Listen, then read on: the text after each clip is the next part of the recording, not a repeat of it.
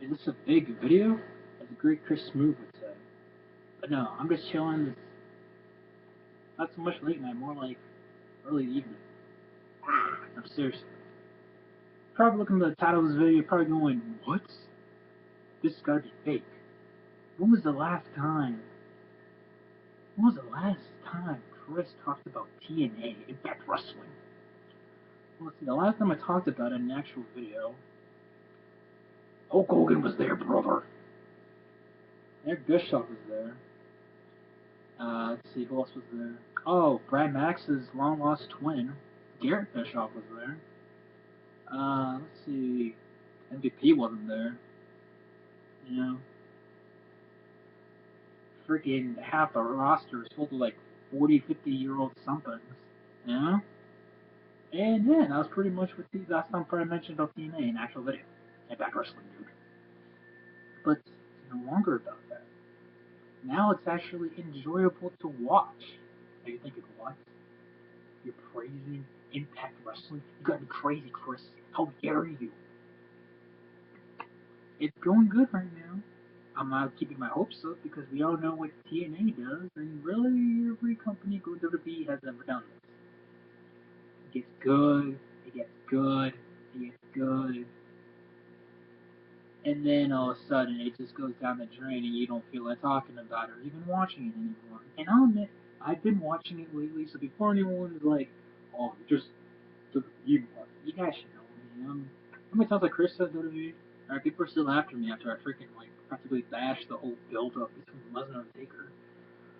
But Impact Wrestling is pretty entertaining. I like it.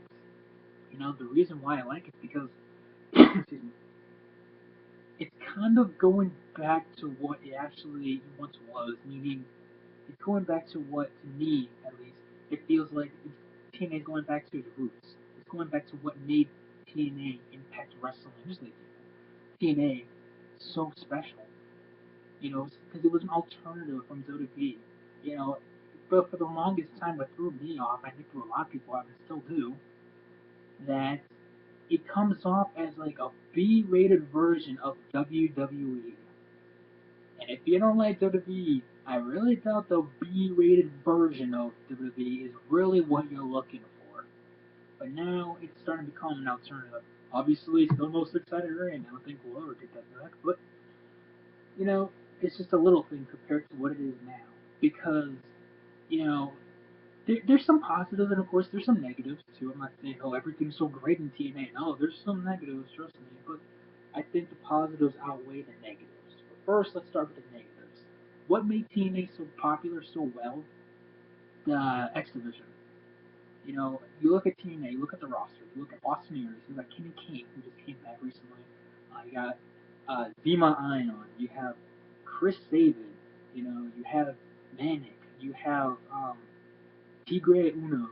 You know, you have all these high flying X Division guys that are very talented that could bring the X Division back on the map.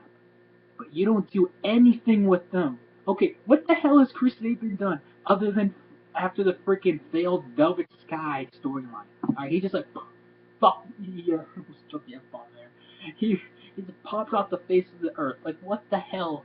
And freaking Kenny King's all like he has this like MVP 2008 gimmick. He's just walking in there, he's like, man, you better give me something MVP. You know what I mean? And I'm like, what the hell is this? Like I get it, you know, you're revamping, you know, you kind of rewriting, you know, Kenny King. I understand that, but it's just like the way he walked in was kind of weird. But you know, I'll get to weird later on. That reminds me of something else. But you know, you have so much talent for the X division that you don't use it. Doesn't make much sense. Now you go to the Knockouts division. Another thing that stood out from TNA compared to the WWE. Because, you know, as sad as it's going to sound, honestly, the WWE's freaking Diva division right now is better than freaking Knockouts division. That's just sad. Alright, I'm sorry, but that is just sad. Okay?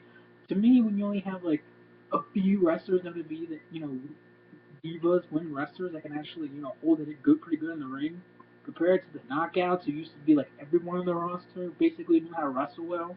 At least, you know, there was maybe one or two that couldn't. That was about it. It's just like, ugh.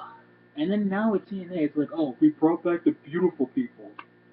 Okay, I like the beautiful people, and I agree. I just need to love a guy. First of all, I just need to love a guy. Eat a freaking pizza. Alright, like, it's Food Killer 99 said. Freaking eat something, woman. God damn. So you get skinnier and skinnier every time I see you. Pretty soon you're gonna be like a stick. You're on a stick already. And then Velvet Sky, bitch, blocked me on freaking Twitter for no reason. I swear to God, she looked at my icon and she's like, oh, Red Sox fan, fuck you, and then blocked me for no reason, bitch. Anyways,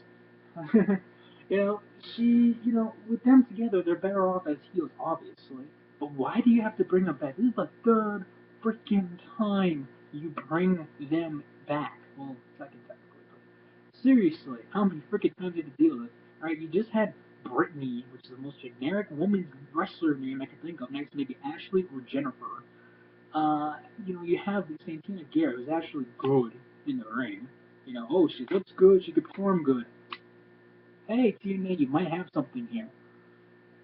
But then, you have like, oh, they're like, oh, we're basically gonna go after Britain now. We're going after Madison Rain. Like, okay. Like, for the love of God. This is still a company that still has Dale Botching Kim on it. Like, thank God she wasn't on this week. I would have just, like, shot my television. But, it's just, it's not what it used to be with the knockout division. And I understand they're, I guess, slowly trying to make progress, but they can still bring in new talent. For example, freaking what's her face is gone. Uh, Lady Tapa. She's got, gosh, she was horrible. Thank God she's gone. Try to bring back Ivelisse Feliz because everyone's pissed off that you took that generic, no talent bitch over freaking Ivelisse Feliz, who, like freaking Santana Garrett, good looking, perform well in the ring. And actually, I think Feliz is actually pretty better on the mic than Santana Garrett is. But so that's with that. But now let's go with the positives. Okay, you have freaking Willow, aka Jeff Hardy, in a psychotic state. I know Willow was around before Bray Wyatt, so I'm not even going to make a comparison. Don't worry. I know he's been using it since like 1997. I saw him and Matt Hardy like in the Indies. I was like, what the hell am I watching? But I like Willow. For the first time since I don't know the Hardy Boys split up, I actually care about Jeff Hardy. I can't believe I'm saying that. I actually care about Jeff Hardy. I like this Willow gimmick. It's interesting. It's badass. It's entertaining. And freaking EC3. Who the love of God thought Derek Bateman would be so goddamn entertaining? Like, seriously. Our spot. Such a little troll, but it's hilarious. You have now, interesting, yeah, I know Sting's gone. Oh, AJ Styles is gone. But, with them being gone, it opens the doors for guys like EC3. It opens the doors for Magnus, who, oh my god, he's like the weakest world champion I have seen. And people's like, oh, The Miz was such a weak world champion. Son of a bitch, The Miz was a lot stronger than this. At least, and people say, oh, Randy Orton is worse. Really? At least Randy Orton can win matches by himself, clean. When was the last time Magnus won a match by himself? Exactly. So that being said, but it still brings up young stars that could be in the main event. I mean, look at freaking Samuel Shaw. This guy came on Gut Check, and let's face it, no one gave a damn about him. Now he has like this psychotic stalking Christy Hemme gimmick, and I'm sitting there going, oh my god, this is so wrong, but this is entertaining because the guy pulls it off so well. It's all like, Christy, I just want one thing. And you can see the scissors and just chops her hair, like right there, like a piece of her hair. I don't know why Christy's never heard of a freaking restraining order, but that's beyond me. Wrestling logic. But really, it's and also another person that's also looking good, Gunner. This guy was a security guard for Immortal, like what, 2 years ago? Again, did not give a goddamn about that. But you know what? He's pulling off as a good face. They're giving him a push, entertaining as hell. Him and James Storm have probably, my opinion right now, the best feud in all of wrestling. I mean it, best feud in wrestling, because it's just, first of all, it makes sense. You know how many feuds these days don't even make sense? Just like LOL, some feud. And not only that, it's written well. Yes, guys, the TNA feud written well. When was the last time you heard that? It's been a while. And they just work well in the ring. So it's not just, okay, well, they have a good feud, but the matches suck. No, the matches are actually pretty good. You know, the only thing I complain about Gunner is the whole military thing. Like, stop shoving it goddamn our throats. We get it. You're in the military. You know, we Americans, we like the military. We appreciate what you do for our country. But enough. Alright? Come to the point where John's like freaking like every single week, John Cena comes out saying, I'm gonna beat the odds. La la la la la. You know, it's come to that point. Just please settle down.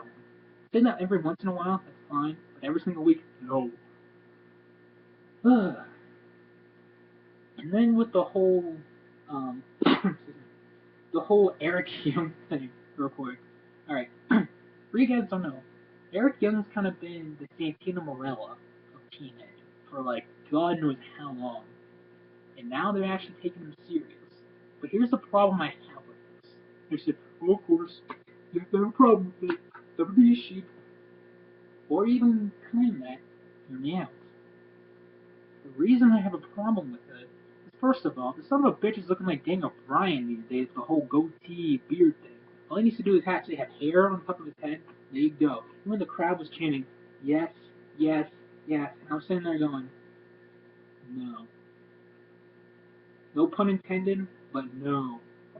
Just no, TNA. I know you try to cash in everything WWE does. WWE does the same, I'll admit. But stop. No.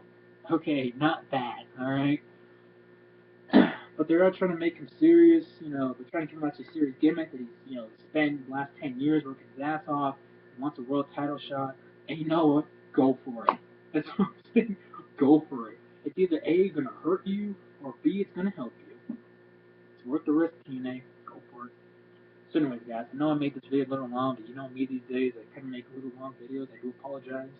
But hope you guys enjoyed this video, and if you haven't checked Impact Wrestling yet, please try to, at least for now, ride the wave when it's still, you know, up there. But trust me, you know TNA, there's always a time where it's all like, and then you go, what the hell? Okay, it's coming up to pay-per-view soon. You know how TNA does the pay-per-views. Catch you later.